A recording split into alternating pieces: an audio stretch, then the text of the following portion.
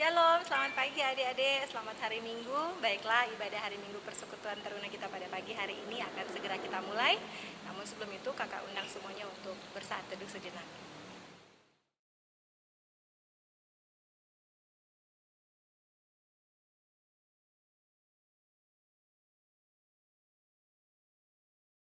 Kita akan memuji Tuhan, kita menyanyi dari Kidung Jemaat 10, Pujilah Tuhan Sang Raja dan apa yang berikutnya.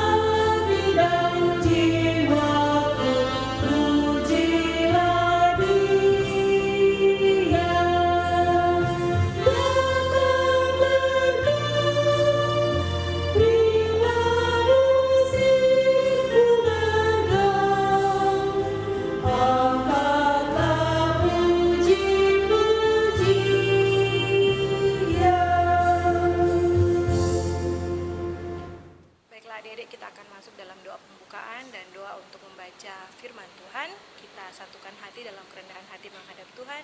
Kita berdoa.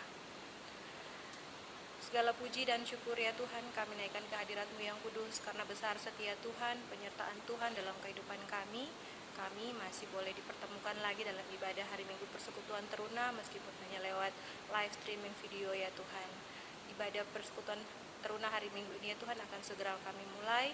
Kami mohon penyertaan dari Tuhan, tuntunan dari Tuhan agar ibadah ini bisa berjalan sesuai dan seturut dengan kehendak Tuhan. Kakak-kakak yang akan menyampaikan firman Tuhan pada hari ini ya Tuhan, Tuhan juga berkati, biarlah apa yang disampaikan hanya sesuai dan seturut dengan kehendak firman Tuhan. Ini doa dan sembahyang kami ya Tuhan, ampuni setiap salah dan dosa yang kami lakukan melawan kehendak-Mu, hanya dalam nama anak-Mu Yesus Kristus, Tuhan dan Juru Selamat kami yang hidup. Amin. Baiklah adik-adik, kita akan menyambut firman Tuhan kita pada pagi hari ini dengan menyanyi dari Kidung Jemaat 27, Meski Tak Layak Diriku.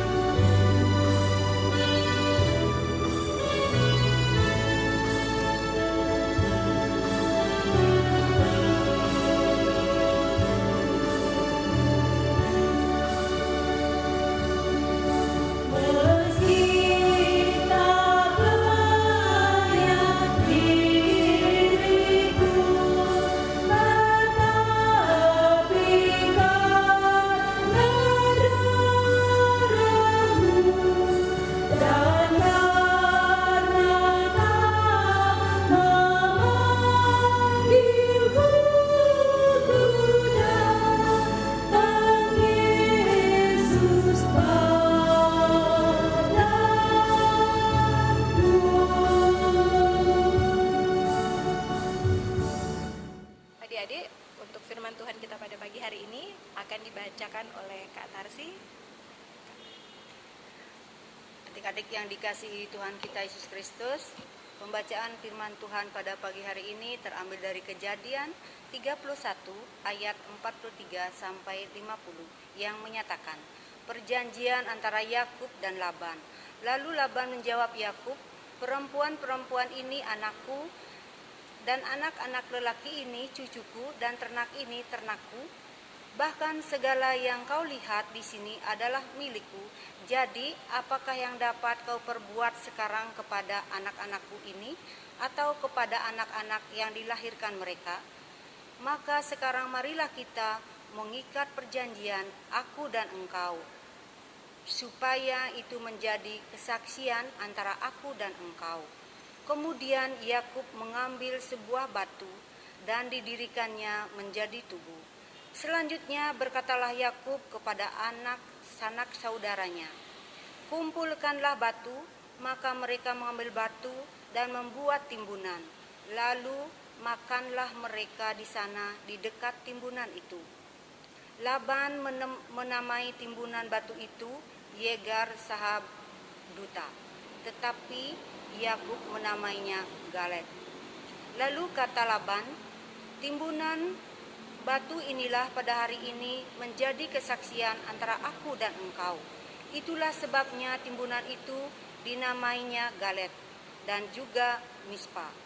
Sebab katanya, Tuhan kiranya berjaga-jaga antara aku dan engkau apabila kita berjauhan. Jika engkau mengaibkan anak-anakku, dan jika engkau mengambil istri lain di samping anak-anakku itu, ingatlah, walaupun tidak ada orang dekat kita, Allah juga yang menjadi saksi antara aku dan engkau. Demikian firman Tuhan. Baiklah adik-adik, untuk firman Tuhan kita pada pagi hari ini, kelas EK akan disampaikan oleh Kak Yosi dan kelas Dwi akan disampaikan oleh Kak Dianti.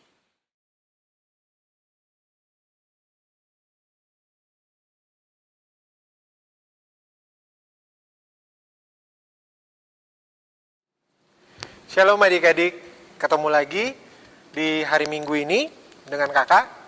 Kakak akan membawakan berita firman Tuhan kepada adik-adik yang tadi sudah disampaikan atau sudah dibacakan oleh Kak Sutarsi dan Kak Fitri, yang terambil dari Kejadian 31 ayat 43 sampai ayatnya yang ke-50. Nah, dari kitab Kejadian 31 ini menceritakan tentang Yakub dan pamannya Laban. Tapi sebelum kita masuk lebih jauh tentang firman Tuhan ini, kakak berharap sih adik-adik masih mengingat akan sosok Yakub itu siapa sih? Itu masih bisa mengingat tentang bagaimana sih sampai Yakub itu harus tinggal bersama-sama dengan pamannya Laban. Nah, kakak flashback sedikit tentang Yakub. Sosok Yakub di sini, Yakub adalah anak dari Ishak. Ishak mempunyai dua anak, yaitu Esau dan Yakub. Tapi pada saat itu, karena Esau yang sulung, jadinya Yakub mau mengambil hak kesulungan dari Esau dengan cara dia mencoba untuk mengambil hak kesulungan itu pada saat Esau pulang dari berburu.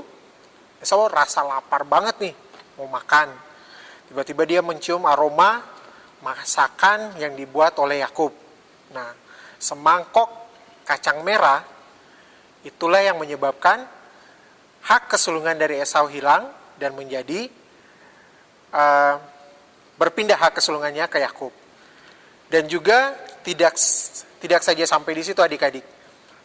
Yakub mencoba mengambil lagi hak kesulungannya dengan menipu ayahnya. Nah, pada saat Ishak udah tua dan mulai rabun matanya, pada saat itulah dia menipu Ishak dengan memakai jubah bulu domba, sehingga pada saat dia ketemu dengan Ishak, akhirnya Ishak memberikanlah hak kesulungan itu kepada Yakub. Nah, terjadilah pertengkaran antara Esau dan Yakub hingga akhirnya Yakub melarikan diri dan tinggallah dia bersama-sama dengan pamannya si Laban. Jadi Yakub ini dia menyukai anak pamannya sendiri, yaitu Rahel. Nah, dia harus bekerja selama 7 tahun di sana supaya bisa menikahi Rahel. Tapi yang terjadi adalah Yakub ditipu kembali oleh pamannya sendiri, Laban. Sehingga akhirnya dia menikahlah dengan kakaknya Rahel. Nah, setelah itu, karena begitu besar cintanya Yakub terhadap Rahel, akhirnya dia harus bekerja lagi selama 7 tahun untuk mendapatkan Rahel. Nah, setelah 7 tahun itu dia lakukan dan akhirnya dia menikah dengan Rahel, Allah menyampaikan sesuatu kepada Yakub lewat mimpinya, yang dimana Allah mengatakan supaya Yakub kembali ke tanah kelahirannya. Nah, kenapa sih Yakub harus kembali ke tanah kelahirannya? Karena dia mencoba menuruti pesan yang disampaikan Allah kepadanya. Nah, pada saat Yakub itu bekerja, dia bekerja dengan giat adik-adik. Bekerja dengan giat dan akhirnya dia bisa mengumpulkan pundi-pundi hartanya, baik domba ataupun harta yang lain. Nah, pada saat itulah saudara-saudara dari Rahel ini merasa sangat cemburu. Mereka dengan rasa cemburu itu akhirnya mereka mencoba untuk membuat sesuatu yang sehingga Yakub itu sendiri tidak dipercaya lagi oleh Laban. Nah, pada saat itu Yakub telah mengambil istrinya serta harta bendanya. Mereka berangkatlah ke tempat di mana Allah menyampaikan dalam mimpinya itu. Setelah 3 hari Laban mendapat kabar tentang kepergian Yakub, akhirnya Laban pun mengikuti Yakub. Nah, pada saat Laban mengikuti Yakub, disitulah terjadi sesuatu yang dimana terjadinya pertengkaran yang hebat, karena Laban sendiri menuduh Yakub mengambil terafim atau mencuri terafim miliknya. Itu dapat adik-adik baca di Kejadian 31 ayat 30. Nah, setelah Laban sampai dan berbicara kepada Yakub, akhirnya karena Yakub merasa bahwa dia tidak mengambil terafim milik pamannya, dia mengatakan kepada Laban untuk silakan menggeledah semua tempat tinggalnya dan mencari apa yang dia cari. Nah, pada saat itulah Laban mencoba untuk mengobrak-abrik tenda-tendanya dia maupun tenda-tenda cucunya, anak-anaknya, serta tenda dari Yakub sendiri untuk mencari terafim yang dikatakan bahwa dia dicuri oleh Yakub. Tapi Laban tidak menemukan hal itu, tidak menemukan benda yang dicarinya. Nah, disinilah kenapa kitab Kejadian pasal 31 ayat 43 sampai 50 ini mau menceritakan tentang perjanjian yang terjadi antara Yakub dan Laban. Karena setelah Laban mencari apa yang dia tuduhkan kepada Yakub dan dia tidak mendapatkan itu, akhirnya timbullah satu gagasan bahwa mereka akan saling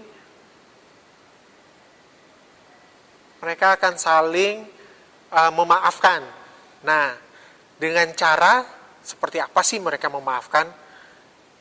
Mereka membuat satu tugu yang dimana tugu itu terdiri dari batu-batu yang mereka undak ke atas. Nah, tugu itu diberi nama yaitu Yegar Sahaduta. Nah, Yegar Sahaduta, sini kakak mau menyampaikan ke adik-adik bahwa Yegar Sahaduta itu apa sih kak? Kok kita baru dengar ya? Kok kita baru tahu ya Yegar Sahaduta? Apa kita nggak baca Alkitab ya? Atau kita mungkin baca kak, tapi kita lupa sih. Sebenarnya adik-adik tahu, tapi adik-adik lupa gitu aja. Ya, jadi tugu yang mereka buat itu dinamakan Yegar Sahaduta. Nah, Yegar Sahaduta itu sendiri, tapi sebelum gini adik-adik, sebelum kakak sampaikan tentang Yegar Sahaduta, kakak mau menyampaikan seperti ini. Jadi pada saat Laban mencari barang yang dia cari itu dia tidak dapat, akhirnya Yakub meluapkanlah emosinya kepada Laban. Dia memarahi Laban, dia mencoba untuk menyampaikan isi hatinya kepada Laban, yaitu adik-adik bisa baca di kitab Kejadian, masih tetap kitab yang sama, Kejadian di kitab Kejadian 31 ayat 36 sampai 41. Nah, kalau adik-adik bisa baca, nanti adik-adik baca di rumah ya. Jadi, disitulah Yakub meluapkan emosi dia kepada Laban tentang segala sesuatu yang dia sudah kerjakan, apa yang sudah dia buat untuk Laban sehingga memberikan kekayaan kepada Laban, tetapi dia masih dituduh, dia masih disangkakan berbuat curang dan sebagainya, sehingga dia menyimpan emosinya itu dan akhirnya meluaplah pada saat pengejaran itu terjadi. Nah, adik-adik, Yegar Sahaduta itu sendiri, yaitu kalau adik-adik bisa tahu atau bisa mencari, artinya itu yaitu timbunan batu yang menjadi saksi.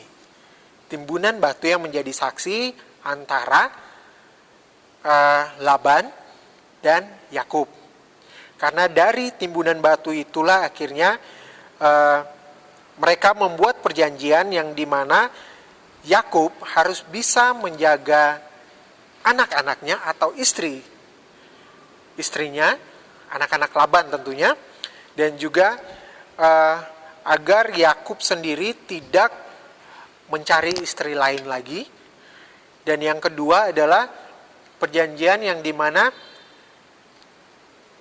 Laban tidak akan mencari Yakub atau ingin mematikan Yakub, sebaliknya pun dengan Yakub. Itulah perjanjian yang mereka lakukan. Baik adik-adik, tugu batu yang tadi kakak bilang itu, nah Laban menamai tugu itu Yegar Sahaduta, yang berarti timbunan batu yang menjadi saksi, sedangkan Yakub menamainya Galet. Nah, timbunan batu itu juga disebut Mispa, yang berarti Tuhan kiranya berjaga-jaga atau menjadi saksi di antara kita. Seperti yang tadi kakak sampaikan, bahwa mereka berdua ini, Yakub dan pamannya Laban, mengadakan perjanjian. Nah, adik-adik dapat baca di kitab Kejadian 31 ayat 47 sampai 49, di depan Yegar Sahaduta, Laban meminta Yakub berjanji untuk memperlakukan istri-istrinya dengan baik dan tidak akan mengambil perempuan lain sebagai istri. Selanjutnya di Kejadian 31 ayat 50, selain itu Laban dan Yakub juga saling berjanji bahwa Yegar Sahaduta akan menjadi batas di antara mereka berdua yang tidak boleh dilewati dengan niat jahat. Nah, jadi adik-adik, batasan yang mereka buat itu adalah supaya pada saat Yakub atau Laban ingin saling ketemu, harus tidak boleh mempunyai niat yang jahat sama sekali. Karena inilah perjanjian yang sudah mereka berdua lakukan. Dan Allah sendiri menjadi saksi akan hal itu. Nah, adik-adik, sekarang kakak mau menyampaikan seperti ini. Kita kembali pada kehidupan kita saat ini. Nah, pasti adik-adik kan punya sahabat karib, punya teman dekat, punya teman yang sering kita ajak curhat, teman yang sering kita ajak nongkrong atau mau, ayo kita duduk bareng atau apa. Kan pasti adik-adik punya ada teman seperti itu. Nah, yang kakak mau tanyakan, apakah adik-adik bersifat atau bersikap seperti Laban dan Yakub, atau hanya sekedar teman biasa aja?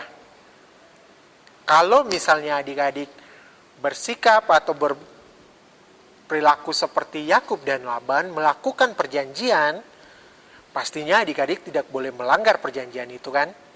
Perjanjian apa yang sudah adik-adik buat, entah itu perjanjian mungkin kita akan berteman sehidup semati. Jadi pada saat adik-adik susah, teman itu selalu ada. Pada saat adik-adik ada kesukaan, teman itu selalu ada. Nah, itulah perjanjian yang mungkin adik-adik buat antara teman karib atau teman dekat atau sahabat adik-adik di sekolah maupun di rumah. Terkadang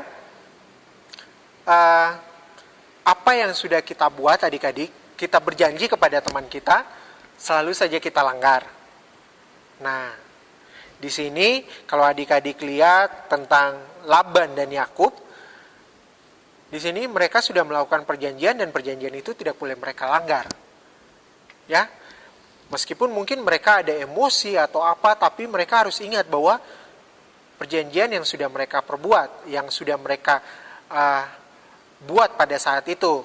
Nah, kalau dalam kehidupan adik-adik saat ini, mungkin adik-adik sudah bikin suatu perjanjian bersama sahabat. Contoh aja nih, sahabatku sering curhat atau sahabat adik-adik sering curhat. Iya deh, gue janji gak bakalan bocorin ke siapapun. Gue pegang janjinya, gue gak akan ngomong ke siapa-siapa. Nah, apakah janji itu bisa adik-adik pegang? Atau janji itu adik-adik langgar? Jangan sampai nanti adik-adik emosi atau kesel dengan sahabat sendiri, atau adik-adik merasa, wah dia cuekin gue nih padahal dia sahabat karibku. Dia cuekin gue nih padahal dia teman dekat gue. Nah, apa yang teman adik-adik ceritakan kepada adik-adik, akhirnya adik-adik memblow up itulah, atau adik-adik menceritakan kembali ke orang lain. Bahwa, dia tuh dulu seperti ini, dia cerita ke gue gini. Nah, adik-adik harus ingat bahwa adik-adik sudah berjanji. Walaupun pada saat adik-adik berbuat janji dengan sahabat itu tidak sama seperti Laban dan Yakub dengan menggunakan tugu batu, tetapi adik-adik sudah berjanji dalam hati adik-adik, melalui mulut adik-adik, dan juga adik-adik harus ingat, adik-adik selalu dilihat sama Tuhan Yesus. Jadi apa yang sudah adik-adik janjikan, itulah yang harus adik-adik pegang. Jangan sampai nanti sudah berjanji tapi kita melanggar janji itu. Nah, tentu pada saat kita melanggar janji itu, konsekuensi yang kita terima mungkin saja bukan dari teman kita, mungkin saja bukan dari sahabat kita itu, tapi kita tidak tahu seperti apa Tuhan akan memberikan kita teguran, atau Tuhan akan memberi kita sentilan kecil bahwa kamu sudah berbuat kesalahan terhadap temanmu. Jangan sampai nantinya kesalahan itu akan memperburuk keadaan adik-adik dengan sahabat adik-adik sendiri. Kakak cuma mau menyampaikan di sini, adik-adik dapat membaca di Roma 12 ayat 17. Mungkin kakak akan membacakan sedikit buat adik-adik. Roma 12 ayat 17 yang menyatakan, janganlah membalas kejahatan dengan kejahatan, lakukanlah apa yang baik bagi semua orang. Nah, adik-adik, seperti yang tadi kakak bilang kan, adik-adik sudah berjanji sama temannya adik-adik, dan setelah itu teman itu membuat adik-adik kesal atau membuat adik-adik marah, akhirnya adik-adik membalaslah dia dengan mengumbar atau memblow up apa yang dia ceritakan ke adik-adik. Itu setidaknya harus menjadi rahasia pribadi adik-adik dengan teman adik sendiri. Jadi jangan sampai memicu kembali suatu pertengkaran antara adik-adik dengan sahabat adik-adik, ataupun dengan keluarga adik-adik, ya mungkin dengan kakak atau adik pada saat adik harus bercerita kepada adik-adik, ataupun kakak bercerita kepada adik-adik, tiba-tiba kakak membuat emosi, adik-adik akhirnya mengumbarlah itu, yang seharusnya itu menjadi rahasia saja. Ingat adik-adik bahwa Tuhan Yesus selalu melihat apa yang adik-adik buat dan apa yang kakak buat. Ya, sampai sekian jauh firman Tuhan buat adik-adik di hari Minggu ini. Kakak berharap adik-adik dapat berpedoman selalu dalam firman Tuhan hingga 1 minggu ke depan kita akan ketemu lagi dengan pembacaan firman Tuhan yang lainnya. Shalom, selamat pagi. Kita akan merespon firman Tuhan kita pada pagi hari ini dengan menyanyi dari Kidung Jemaat 432, Jika padaku ditanyakan apa yang akan kuberitakan.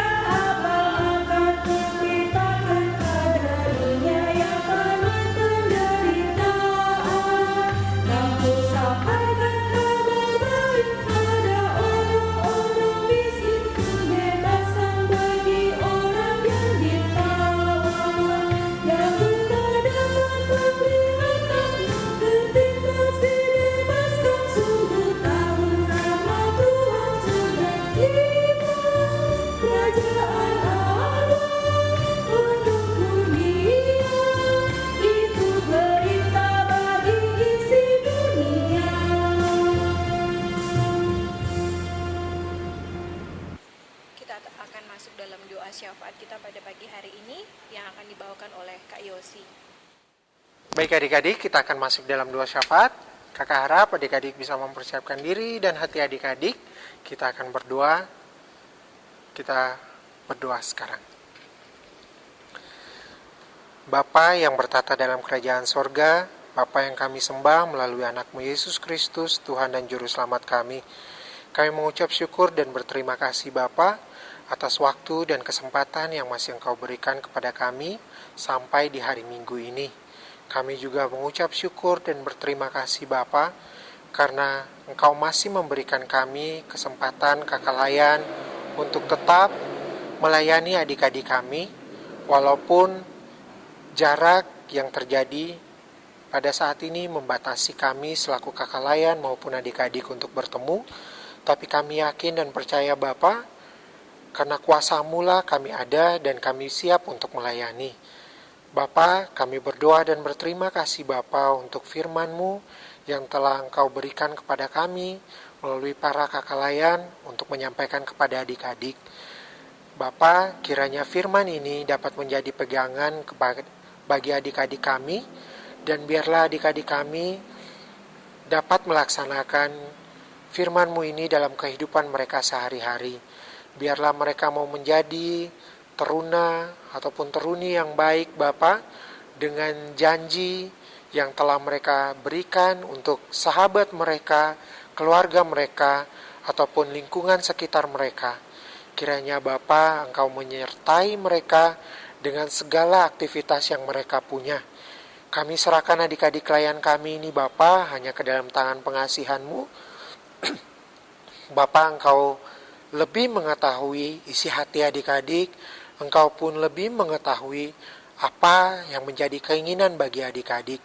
Mungkin di saat ini Bapa mereka ingin berkumpul, atau mereka pun ingin bersekolah, atau mereka ingin datang memuji dan memuliakan nama-Mu Bapa di rumah-Mu yang kudus, tetapi pada saat ini masih belum dapat kita lakukan ataupun dapat adik-adik lakukan dikarenakan kondisi yang masih mengharuskan adik-adik ini untuk tetap tinggal di rumah dan melakukan segala aktivitas dan pekerjaan mereka maupun pembelajaran mereka dari rumah mereka masing-masing.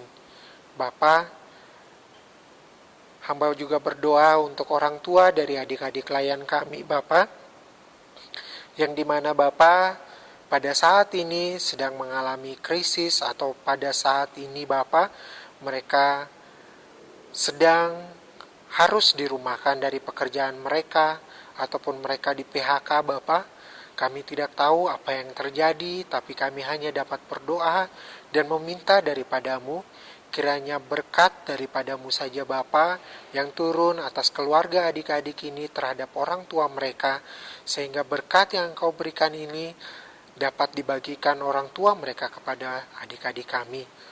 Bapa, kami juga berdoa untuk orang tua dari adik-adik yang dimana saat ini mereka harus berjuang untuk melewati masa pandemi COVID-19 ini Bapa, yang dimana mereka harus kehilangan mata pencaharian mereka dan mereka harus memutar otak untuk dapat menghidupi adik-adik kami ataupun keluarga mereka. Kiranya Bapa campur tangan dan berkat daripada-Mu Hanya itu yang kami minta Bapa. Teguhkanlah hati orang tua dari adik-adik ini Bapa. Biarlah mereka dapat terus bersandar kepadamu. Biarlah mereka dapat terus berjalan di jalan-Mu Bapa.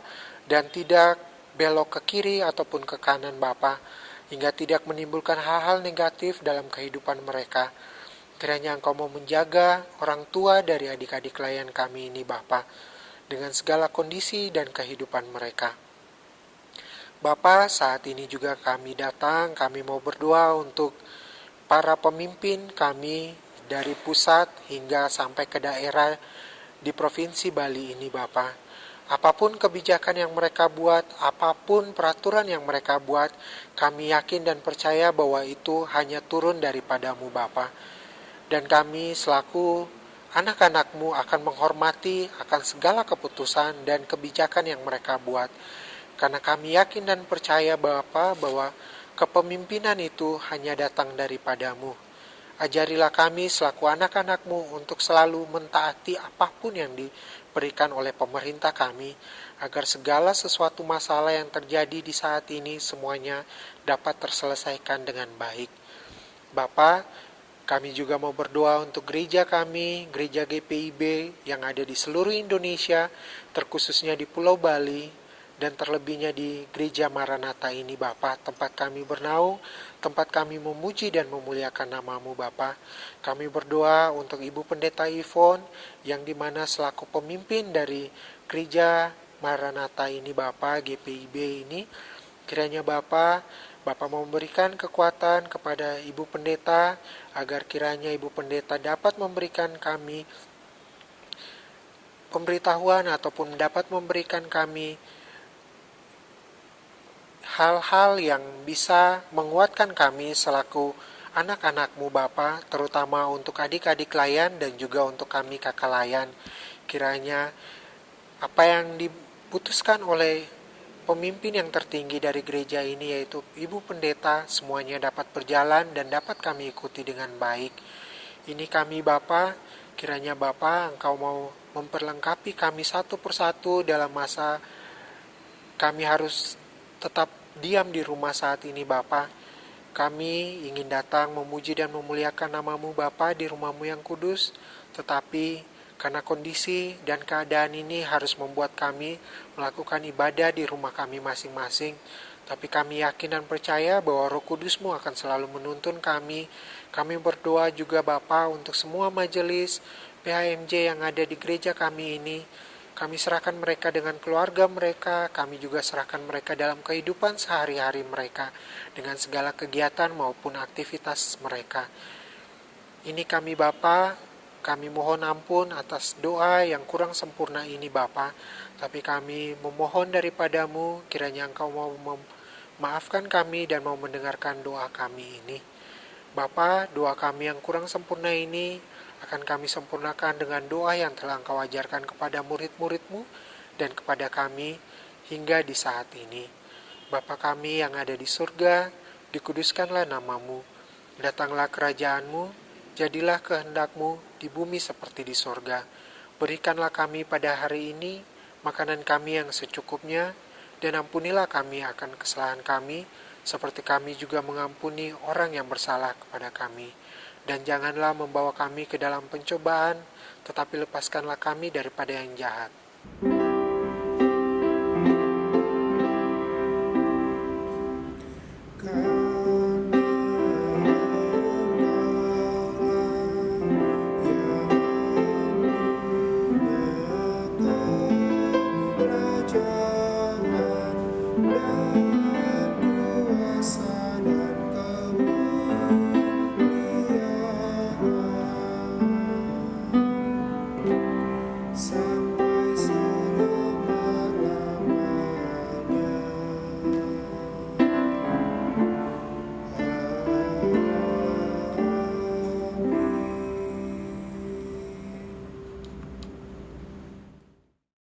Adik-adik, kita akan masuk dalam pengutusan. Kita menyanyi dari Kidung Jemaat 344, Ingat akan nama Yesus.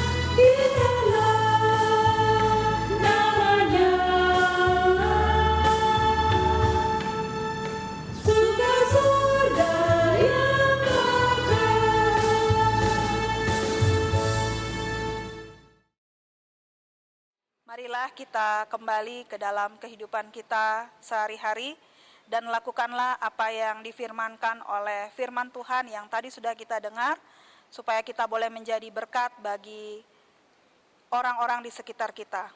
Maka dari itu terimalah berkatnya.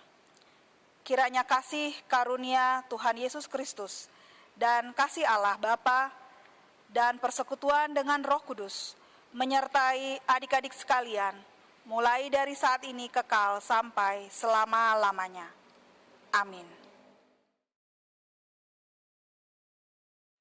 Baiklah adik-adik, kita akan tutup ibadah kita pada pagi hari ini dengan menyanyi Mars Pelkat Persekutuan Teruna. Teruna Harapan Negeri.